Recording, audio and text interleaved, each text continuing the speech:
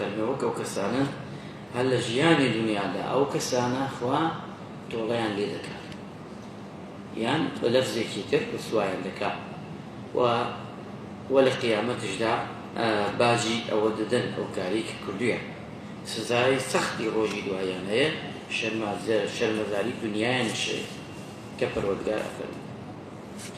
کەواتە ئینسان ئیماندار لەمەدا ئەوەیە دروست نییە تو لە هەموو کات و ساتێکدا مەنعی کەسێک بکەی یادی خوا بکە زیکری خوا بکە چیجا بەگرتنی ڕێگا یان بە لە ناودانی مزگەوتێک شوێنێک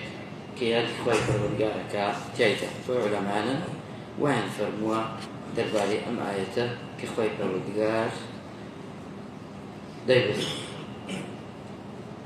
کەواتە ئینسانی ئیماندار و بڕوادار بزانێ ئایەتەکانی خۆی پەروەردگار ئێمە ئەم بابەتەی کە باس دەکەین زۆر جار چونکە ئایەتەکان بزانی سەبەب هۆکار چییە ئیتر ئەو ئایەتانە یەواش یەواش لات ئاسانترە بێت تەفسیرەکانی یعنی شتێکت دەست دەکەوێ ئیتر لەورەوە ئەزانی منطەلەقی سەبەب نزولەکان ئەزانی کە چییە داوەزیە بۆ سەر پێغەمبەری خوا صلی الله علیه و سلم هیچ ئایەتێ بێ حیکمەت نییە هیچ ئایەتێ بێ هۆکار نییە ئێستا ئایەتانە کە ئێمە ئەڵێن هەمووی هۆکاریە فەرمایشتەکانش وایە حەدیثەکانی پێغەمبەری خوش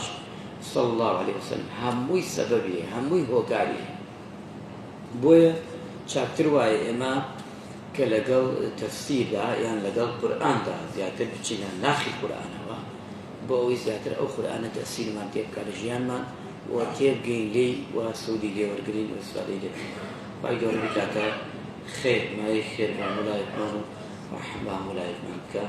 صلى الله على محمد وعلى آله وصحبه أجمعين. السلام عليكم ورحمة الله وبركاته.